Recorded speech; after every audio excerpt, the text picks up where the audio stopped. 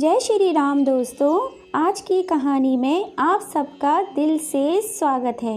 अगर आज की कहानी आपको थोड़ी भी पसंद आए तो हमारी इस छोटी सी फैमिली का हिस्सा ज़रूर बनेगा। चलिए आज की कहानी शुरू करते हैं। कमला देवी जी रसोई का सारा काम ख़त्म करने के बाद अपने बीमार पति के पास जा ही रही थी। तभी हाथ में कपड़े देते हुए शर्मिला बहू बोली, माँ जी ये सारे कपड़े प्रेस कर दीजिए, इनको ऑफिस के लिए देर हो रही है और मुझे किटी पार्टी में जाना है। कमला जी अभी थक हार के सारा काम करके किचन से निकली ही थी। कमला देवी जी की उम्र लगभग 70 वर्ष की है। उन्हें ठीक से दिखाई भी नहीं देता। बुढ़ापे की वजह से उनके हाथ भी कँपकँपाने लगे हैं। कमला देवी जी प्रेस करने बैठ ही रही थी। तभी स्कूल से उनका 5 साल का पोता घर आता है। तभी उनकी बहू शर्मिला अंदर से आवाज़ लगाती है, माँ जी इसे ज़रा खाना खिला दीजिए, मैं नेल पेंट लगा रही हूँ, मेरा नेल पेंट खराब हो जाएगा। कमला देवी जी किचन में जाकर राहुल के लिए खाना लेकर आती हैं। कमला देवी जी राहुल को कहानी सुनाते सुनाते खाना खिलाती हैं। राहुल अपनी दादी के संग बहुत खुश रहता था क्योंकि दादी उसे बहुत प्यार से कहानी सुनाते सुनाते खाना खिलाती थी। खाना खिलाने के बाद कमला देवी जी कपड़ों पर प्रेस करने के लिए बैठ जाती हैं। बुढ़ापे की वजह से उन्हें ठीक से दिखाई नहीं देता, इसीलिए एक कपड़ा उनके हाथों से जल जाता है। कपड़ा जलने की बदबू से शर्मिला बहू बाहर आती है। हाय राम, ये क्या किया माँ जी आपने? मेरी इतनी महंगी साड़ी जला दी। बुढ़िया तुझे दिखाई नहीं देता क्या? हाय राम, अब मैं क्या करूँ? किटी पार्टी में अब क्या पहन के जाऊँ? मैंने सोचा था आज किटी पार्टी में सबसे ज़्यादा सुंदर दिखूँगी, पर इस बुढ़िया की वजह से सारा मूड खराब हो गया। शर्मिला बहुत चिल्लाती हुई अपने कमरे में चली जाती है और फ़ोन करके किटी पार्टी का प्रोग्राम कैंसिल कर देती है। फिर से कमला देवी जी को चिल्लाते हुए बोली, बुढ़िया तेरी वजह से मेरे सिर में दर्द हो गया है, अब जल्दी से मेरे लिए एक कप चाय बनाकर मेरे कमरे में दे जाना। कमला देवी जी बेचारी जैसे ही कपड़ों पर प्रेस करके फ्री होती हैं, वैसे ही बहू का फरमान सुनकर चाय बनाने किचन में चली जाती हैं। तभी शर्मिला बहू कमरे से निकलकर आती है और कहती है, मुझे चाय आप गार्डन में ही दे देना। इधर ही बैठकर ठंडी ठंडी हवा में चाय पीने का मज़ा ही अलग है। कमला देवी जी अपनी बहू को चाय देकर कमरे में चली जाती हैं। 2 कप चाय अपने कमरे में भी ले जाती हैं। 1 कप चाय अपने लिए और 1 कप चाय अपने बीमार पति के लिए। कमला देवी के पति राम नारायण जी की तबीयत कुछ समय से ठीक नहीं चल रही थी। बुढ़ापे की वजह से उन्होंने बिस्तर पकड़ लिया था। ना तो वह ठीक से खा पाते थे और ना अपने आप उठ बैठ पाते थे। राम नारायण जी बुढ़ापे की वजह से खुद से वॉशरूम तक जाना मुश्किल होता था। उनको वॉशरूम तक ले जाने के लिए कमला देवी जी को उनकी मदद करनी पड़ती थी। इस बुढ़ापे में कमला देवी जी को पहले तो घर के सारे काम करने पड़ते थे, फिर अपने बीमार पति की सेवा करनी पड़ती थी। उनका खाना पीना, दवाई देना, वॉशरूम ले जाना, उनको नहलाना, उनके कपड़े चेंज करना, उन्हें हाथों से खाना खिलाना पड़ता था। ना बैठ पाते थे, ना अपने आप उठ पाते थे। राम नारायण जी बुढ़ापे की वजह से खुद से वॉशरूम तक जाना मुश्किल होता था उनको, लेकिन कमला देवी जी पूरे दिन घर का काम करने के बाद थक हार कर अपने पति की सच्चे दिल से सेवा करती थी। बहू ने तो धीरे धीरे करके घर के सारे काम अपनी सास के ऊपर डाल दिए थे। पहले जब काम वाली थी तो थोड़ी बहुत कमला जी की मदद हो जाया करती थी, लेकिन बहू ने काम वाली को भी घर से निकाल दिया, ये कहकर जब आप हो तो काम वाली की क्या ज़रूरत है, बिना फालतू में क्यों पैसे उसके ऊपर खर्च करें। 4-5 महीने पहले की बात है, जब राम नारायण जी एकदम स्वस्थ थे और उनकी पेंसिल से घर चलता था, तब तक सब कुछ ठीक था। तब कमला देवी जी को इतना काम नहीं करना पड़ता था। जैसे ही राम नारायण जी बीमार पड़ने लगे, उनकी सारी पेंसिल उनकी दवाई में खर्च होने लगी। जैसे ही धीरे धीरे करके बहू ने सास को घर के सारे काम पकड़ा दिए, जानबूझकर काम वाली को छुट्टी दे दिया करती थी। कोई न कोई बहाना मार के कमला देवी जी से घर के सारे काम करवाती और खुद कमरे में जाकर बैठकर अपनी सहेलियों के साथ फ़ोन पर गप्पे लगाती थी। कभी बोलती, माँ जी राहुल के स्कूल में मीटिंग है, मैं आधे घंटे में आ जाऊंगी, आप खाना तैयार करके रख देना, मैं आकर रोटियां सेक दूंगी। लेकिन जैसे ही बाहर से आती दूसरा बहाना तैयार हो जाता, माँ जी मैं बहुत थक गई हूँ, मेरे सिर में बहुत तेज़ दर्द हो रहा है, आप रोटी भी सेक लीजिए। या तो फिर बहू आधे घंटे का बोल के बहुत ज़्यादा लेट आती थी। लेकिन राम नारायण जी को दवाइयाँ लेनी होती थी खाने के बाद, तो उन्हें खाना टाइम से देना पड़ता था। राम नारायण जी को खाने के बाद दवाइयाँ देनी होती थीं, इसीलिए कमला देवी जी बहू के आने का इंतज़ार नहीं करती थी। अपने पति के लिए सुबह शाम दोपहर का खाना वह खुद ही बना लिया करती थी। फिर शाम को राहुल और अपने पति को पकड़कर थोड़ा टहलाने के लिए गार्डन में ले जाया करती थी। डॉक्टर ने उनको खाना खाने के बाद थोड़ा चलने के लिए बोला था। गार्डन में जाते जाते राम नारायण जी के बहुत सारे मित्र बन गए थे। बातें करते करते उनका टाइम कहाँ चला जाता पता ही नहीं चलता। घर पर एक रूम में बैठे बैठे उनका दम घुटने लगा था। इसीलिए कमला देवी जी अपने पति को पकड़कर थोड़ा घुमाने के लिए ज़रूर लेकर जाती थी। कमला देवी जी के बेटे को ये सारी बातें पता नहीं थीं। उसको लगता था मेरे माता पिता इधर आराम से ही, मेरी पत्नी उनका बहुत अच्छे से ख्याल रखती है, क्योंकि जब कमला देवी का बेटा घर पर होता था तब शर्मिला माँ जी कहकर नहीं थकती थी। उनका बेटा किसी दूसरे शहर में काम करता है। ऑफिस की जब छुट्टी होती थी तब हफ्ते में 1 या 2 दिन के लिए घर आया करता था, इसीलिए वह अपने काम में बिज़ी रहता था। उसको तो पता ही नहीं था कि उसके घर में क्या चल रहा है। जब बेटा घर आता था तब माँ को किचन में काम करते हुए देखता तो कहता, माँ किचन में क्या कर रही हो? यह सारा काम शर्मिला कर लेगी, आप जाकर आराम करिए, आप थक जाओगी। और फिर बाबूजी का भी तो काम करना होता है। घर के कामों के लिए शर्मिला है और काम वाली भी तो है, वे दोनों कर लेंगे, आप जाकर आराम करिए। अरे बेटा कुछ नहीं, तेरे बाबूजी के लिए 1 कप चाय बना रही थी। थोड़ा बहुत काम करने का कमला देवी जी अपने बेटे से बहाना बना देती हैं। कमला देवी जी ने बहुत बार सोचा कि अपने बेटे से बात करें, पर बहू के डर की वजह से कमला देवी जी ने अपने बेटे को कुछ नहीं कहा, क्योंकि बेटा तो 1-2 दिन में वापस चला जाएगा, उन्हें रहना तो बहू के साथ ही है। फिर वह सोचती थी, चलो थोड़े दिनों की तो बात है, जैसे ही मेरे पति की तबीयत ठीक हो जाएगी मैं अपने गांव वापस चली जाऊंगी।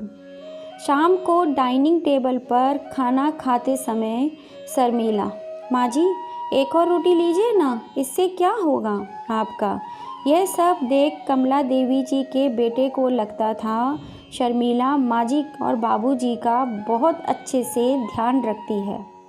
इसको बिल्कुल भी अंदाज़ा नहीं था कि शर्मिला उसके पीछे से सारा काम उसकी माँ से ही कराती है और नौकरानी को भी उसने काम से निकाल दिया है।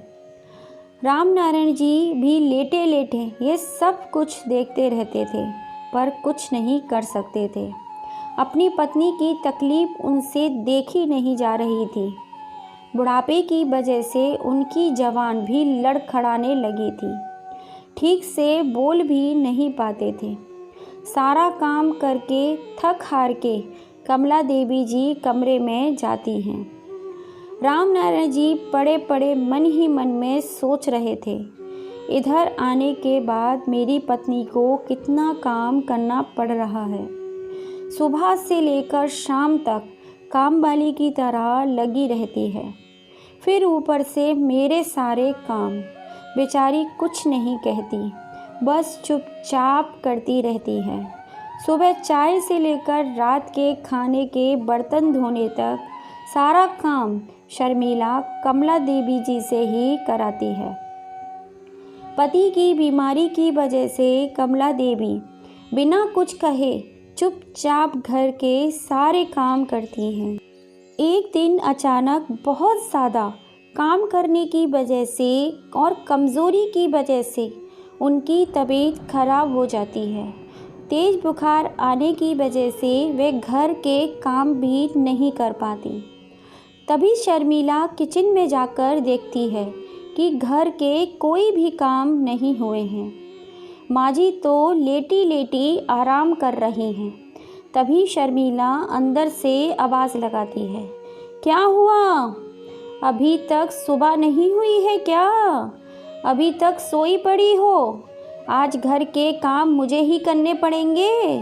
खाना कौन बनाएगा? घर में क्या नौकर चाकर लगा रखे हैं मैंने जो घर के काम करेंगे? उठो और घर के सारे काम करो।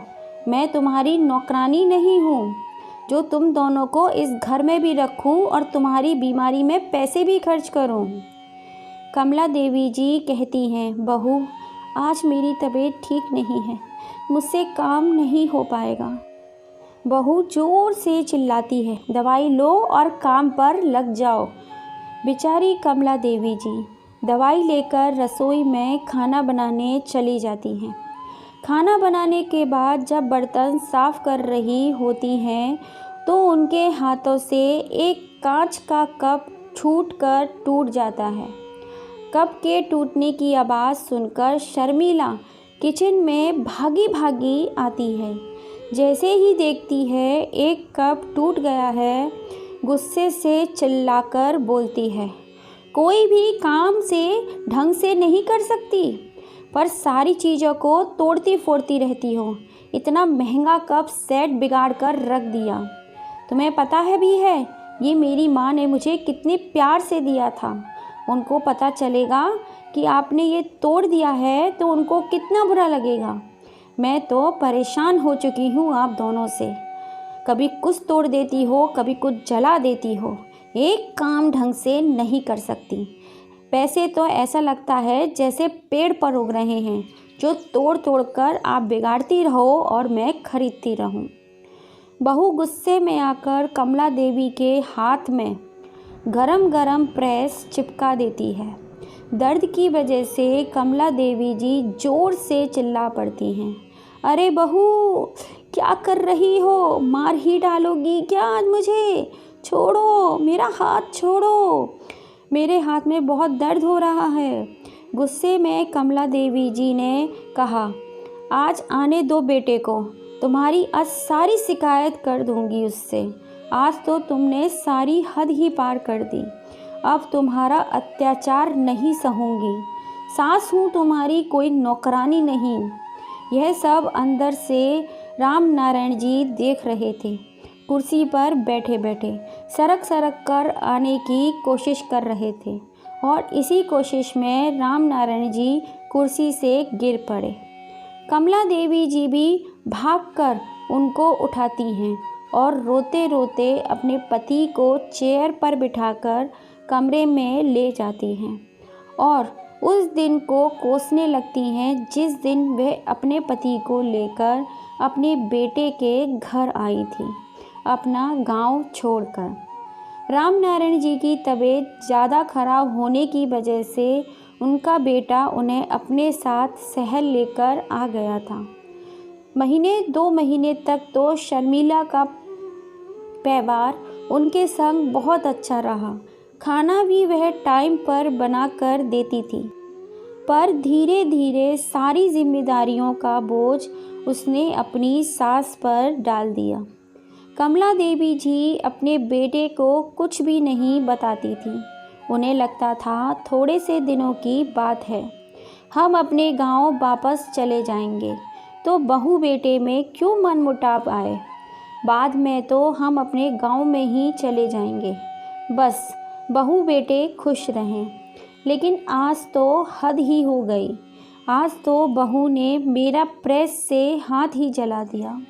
दूसरे दिन जब बेटा छुट्टी मिलने पर अपने घर वापस आता है तो अपने माता पिता से मिलने के लिए उनके कमरे में जाता है। जैसे ही देखता है माँ का पूरा हाथ जला हुआ है, माँ से पूछता है, माँ आपका हाथ यह कैसे जला?